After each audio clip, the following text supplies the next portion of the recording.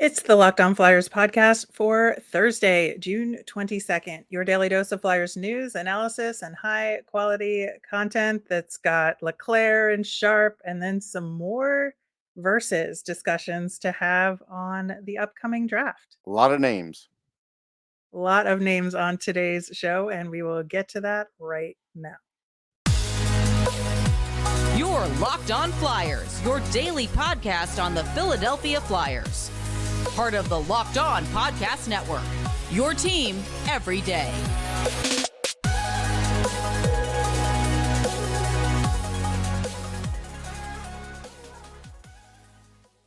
Hey there, thanks for making Locked On Flyers your first listen every day. I am Rachel Donner. You can find me on Twitter at rmiriam. I'm here as always with Russ Cohen, who's on Twitter at Sportsology. Download the Gametime app, create an account, and use the code LOCKEDONNHL for $20 off your first purchase. You can subscribe or follow us for free on YouTube. We're now on the SiriusXM app. Anywhere you listen to podcasts, you will get our latest episode as soon as it's available here on the Locked On Podcast Network, your team every day.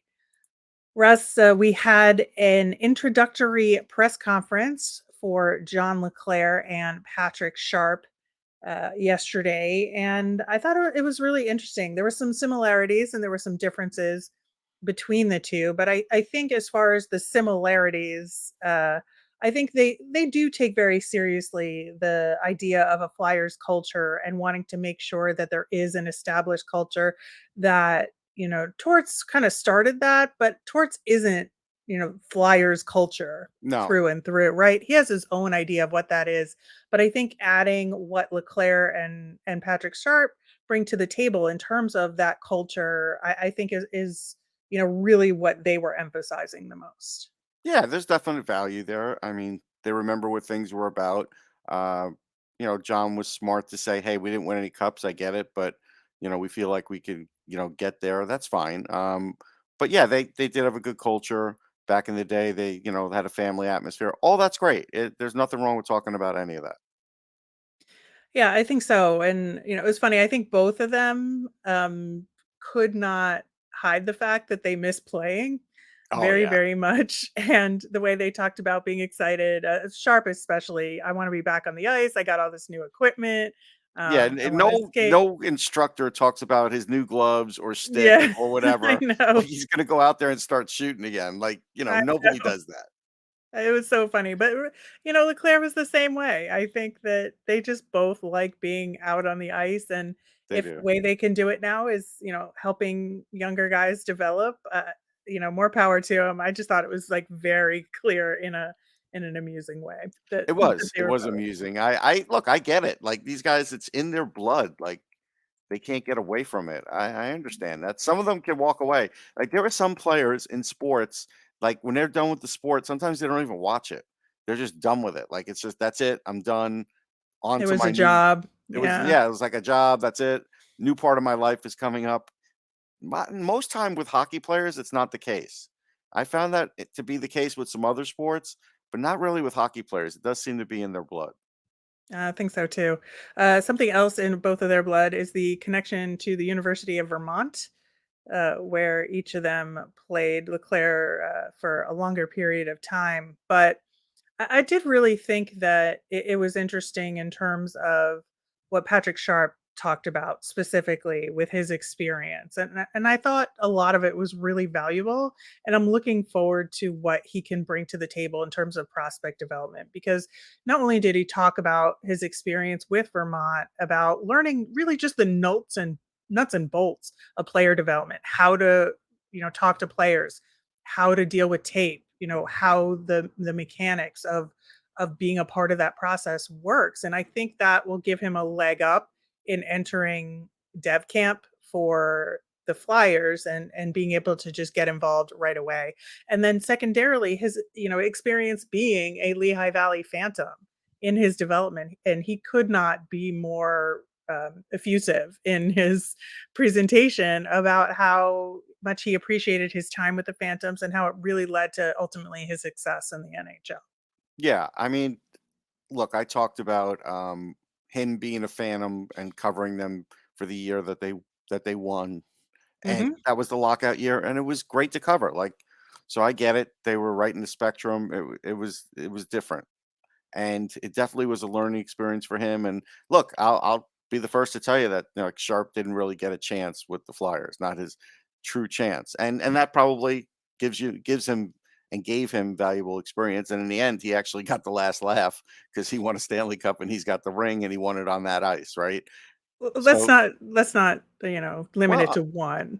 He had multiple. true, but that was the big one because he Yeah. did it in Philly. That's really where I was getting at. Um, Yeah, I think again, here's what I would say about this as far as being a business, right? So if today I'm starting a business and I say, Rachel, I'm in the hamburger business, and you're going to be okay, great. What is going to make your hamburger different from everybody else? Give us the special sauce. And the Flyers have not given us the special sauce. So we don't really know. They're in the hockey business clearly, but still, from all these press conferences, other than culture, I don't really know what their direction is. I think Sharp actually got closest to at least giving us some insight into his job, and I think it was a little more muddled for John LeClair. Yeah, I do think there's some things to be determined. And my supposition reading into what was said is that they're really going to get a sense of things at development camp. And they're both going to be very heavily involved. They're going to be out there on the ice. And then Mhm. coming out of development camp, I think they'll get some more clarity in terms of their individual roles and which players they're going to follow and which parts of the prospect development process each of them are going to kind of take the lead on. That's really what it seems like to me based on what was said. Definitely, you're correct. Sharp had more clarity on that right now. Talked about working with the Phantoms and the East Coast prospects. I think he's very secretly itching to work with Cutter Gauthier a lot. Sure. Yeah, He yeah. mentioned New England He specifically. did. I was like, I wonder who he's talking about there. Yeah.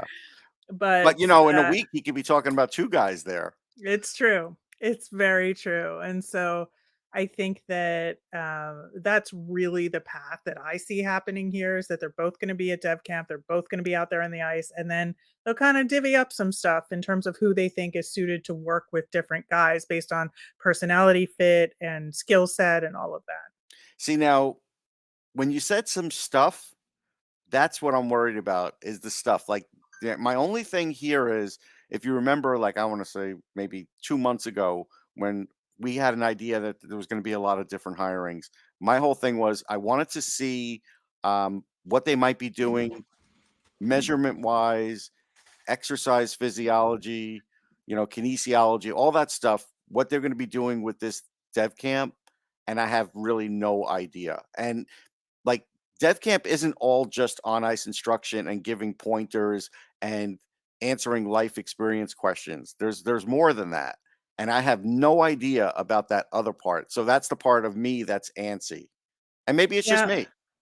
Well, and I think that's part of it. And you and I were talking before we hit record, and we haven't heard much from Riley Armstrong and Nick No. Schultz yet. And I understand there is a strategy to putting Patrick Sharp and John LeClair out there in front of Yeah. everybody first because they're recognizable names. So I don't really have a beef with that. I just think that we really should be hearing more from Riley Armstrong and Nick Schultz, and I assume we will be when it comes around to dev camp and because they're in charge of it Right. now. And so that would be my supposition that we'll hear more from them around then.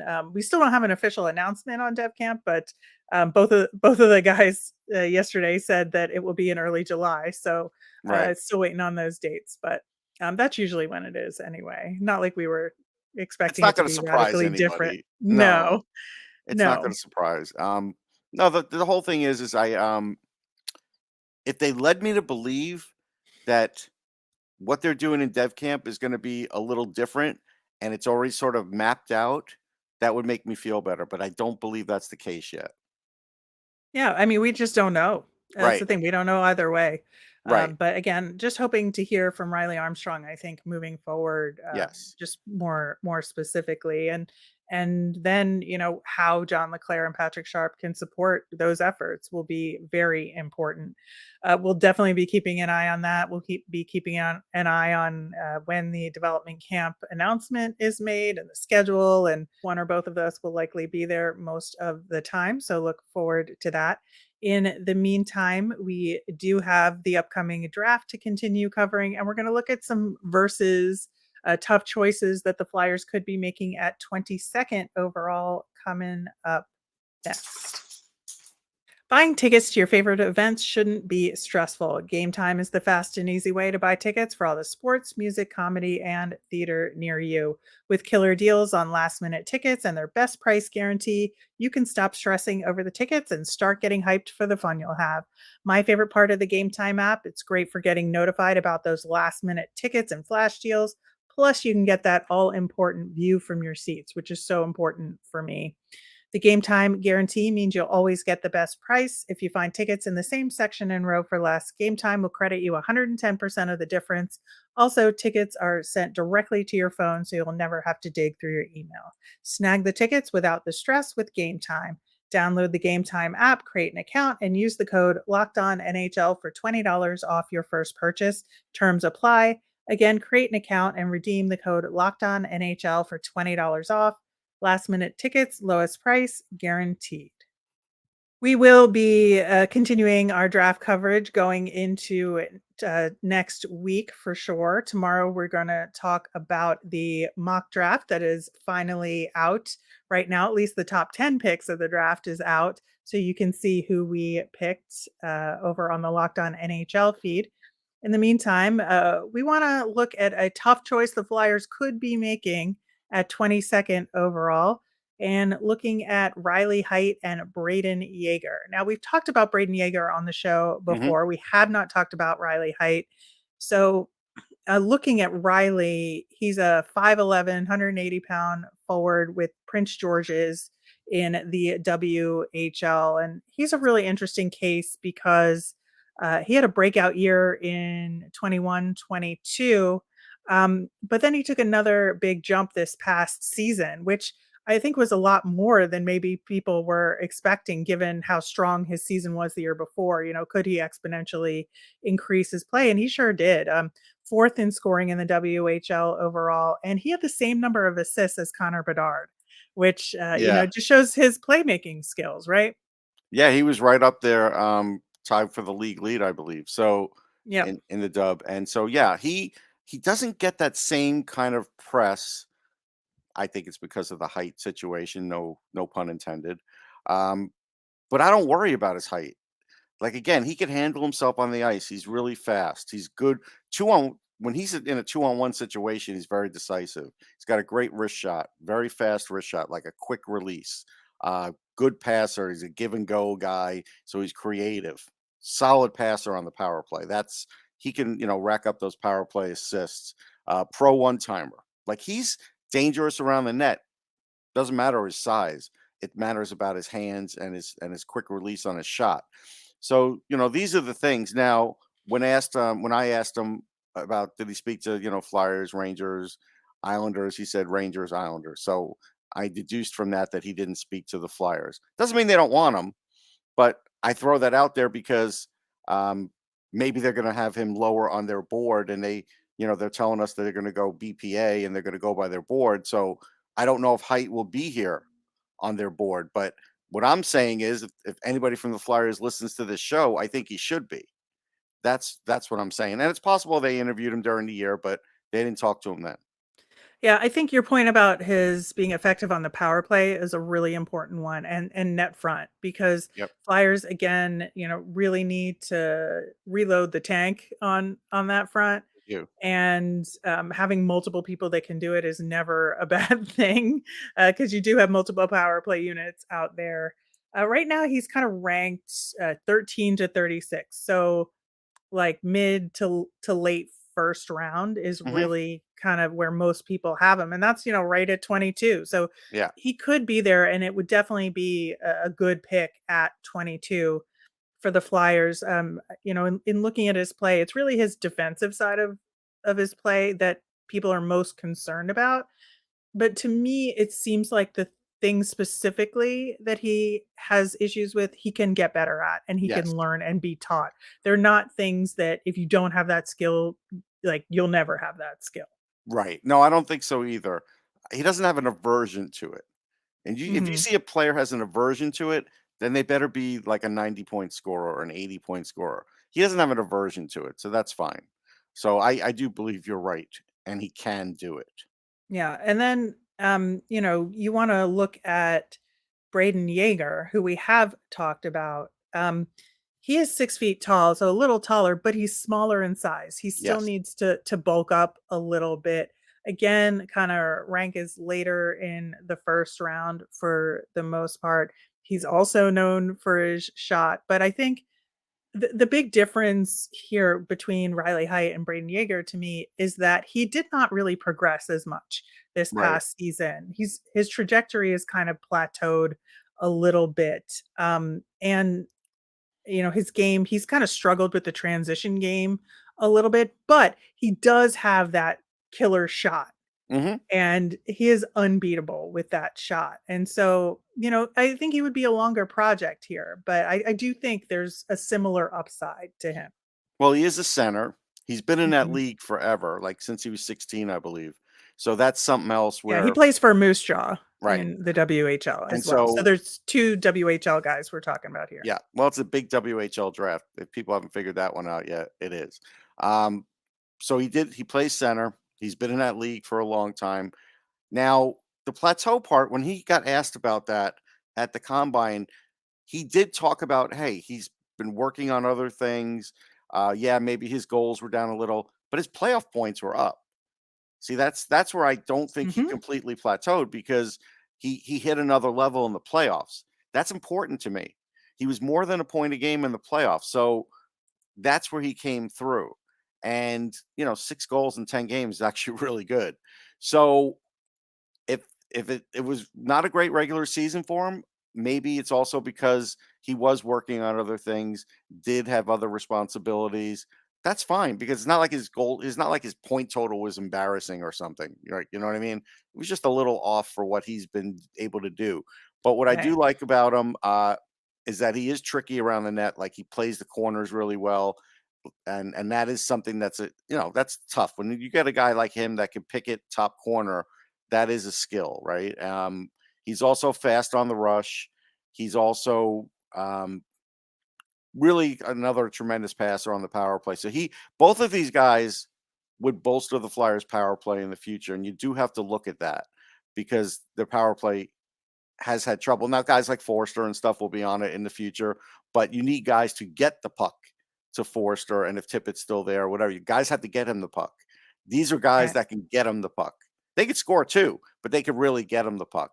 And I do think that's part of the equation here. You have to, we're talking about this organization needing playmakers, and that's one Claude Giroux I think was drafted 20th right in Vancouver, and he was the ultimate playmaker.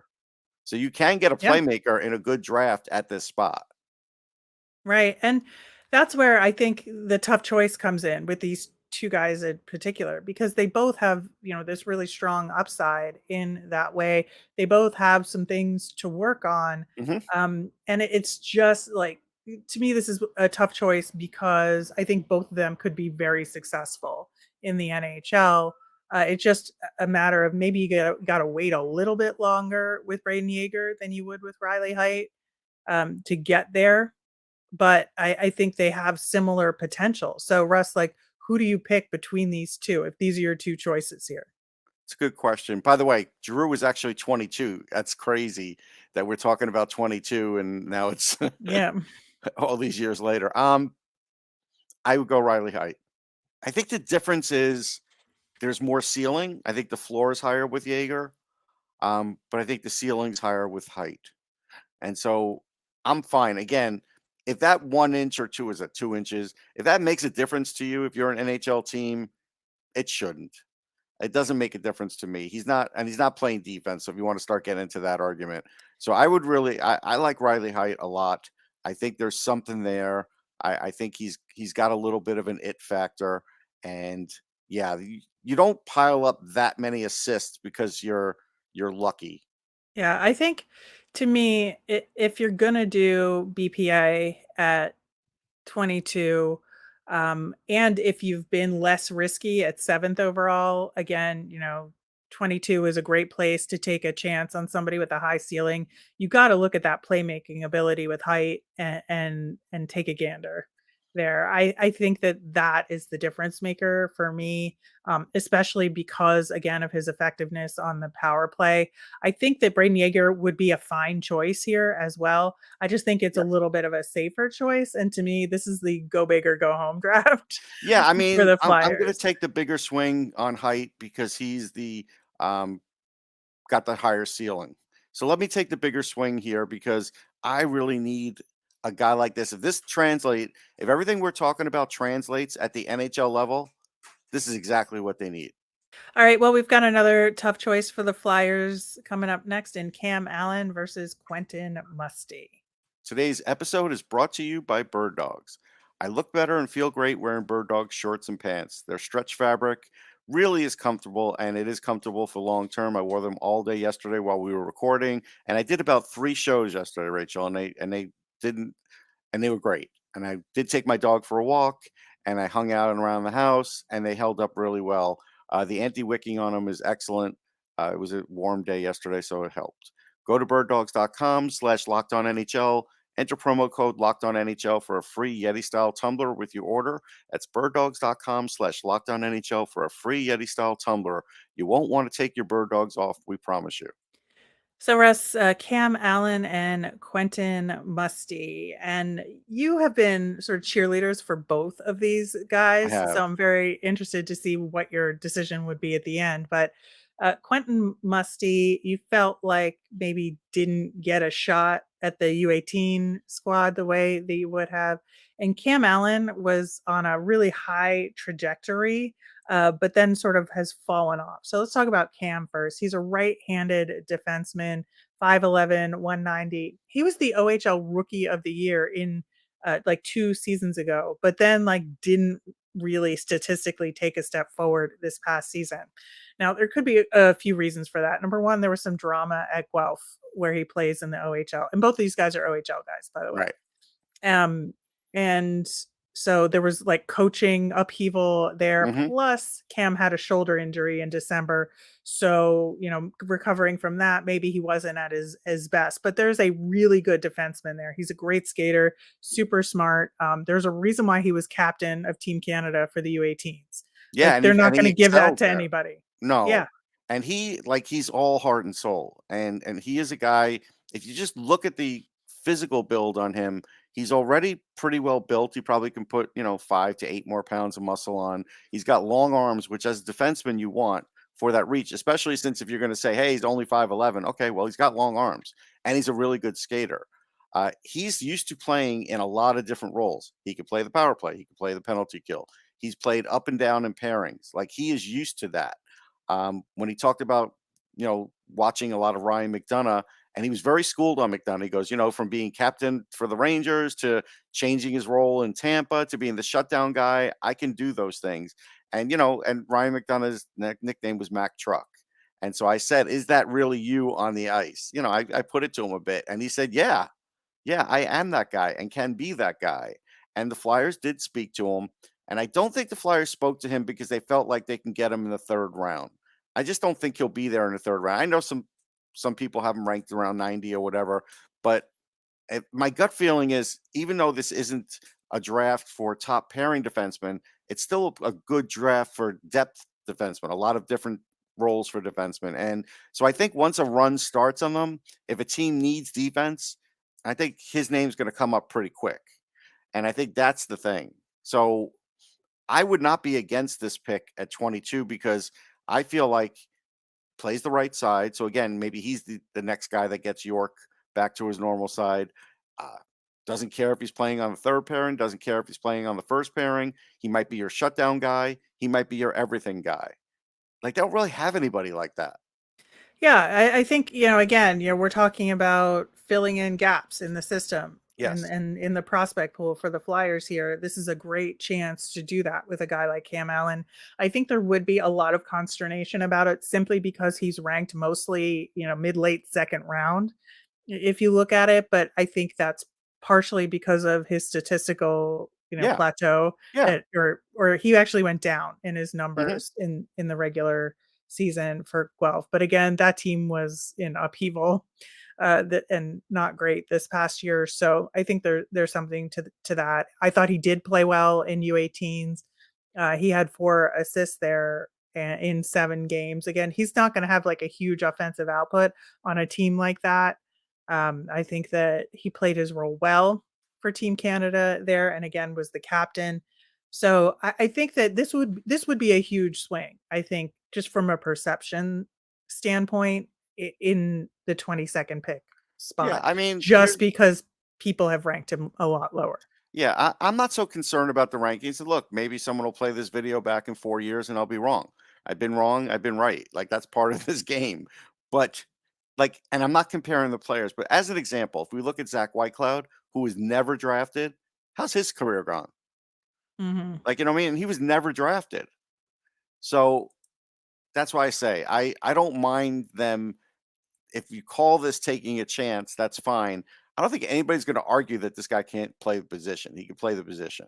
Maybe your argument is how many points is he going to give me? But maybe their argument is we don't even care about the points. We need a shutdown guy. He's going to be our shutdown guy. Yeah, I think so. And then you look at Quentin Musty, right? Mhm. American, he's 6'2", 190. So that's, very Flyers like. But he is also on the younger side. So he doesn't turn Yes. 18 until July. So the room for his development, I think, is increased. You have a little bit more leeway with him in terms of taking the time he needs. Um, with Sudbury, he had a huge jump in his stats from the Yes. previous year to this past year, went from 31 points overall to 78 in a similar number of games. That is massive. Plus, I think more importantly, he went from a negative 21 to a plus 16. I mean, that if that does not show progress, I don't know what does. No, and he talked about paying attention to that side of his game. He was in the U.S. program for a while. I think because he was in the Canadian hockey, he's playing for Hmm. Sudbury in the OHL. I do think it's points against him in the U.S. system, and it's hard to get those guys on the team. We've seen that. His numbers are, undeniable. At that level, he's able to get behind the defense and have occasional 2-on-1s, but he's working on his skating because he knows, hey, it might be really good at that level, but it has to keep getting good at every level. So I'm not worried about that. I think that will come along.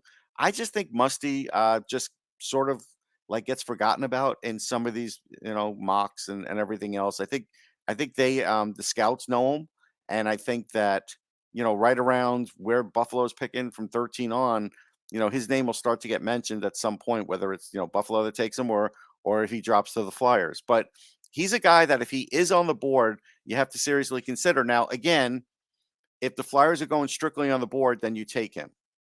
Um, but you also have to consider how many other 6'2" guys playing similar positions you have in the organization too.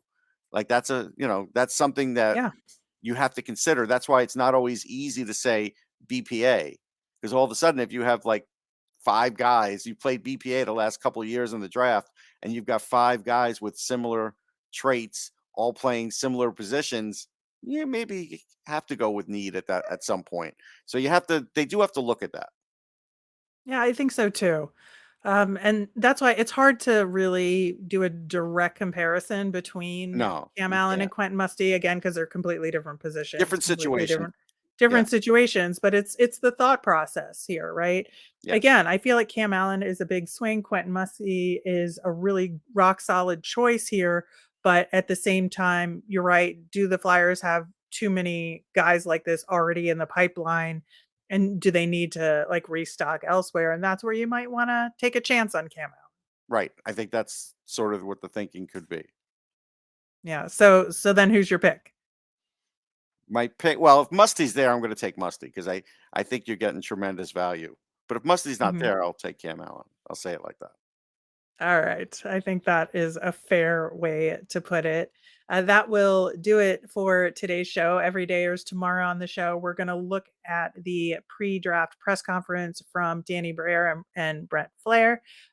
We will give our reactions to who actually got the nominations to the Hockey Hall of Fame, plus so much more. As a reminder, we always want to hear from you.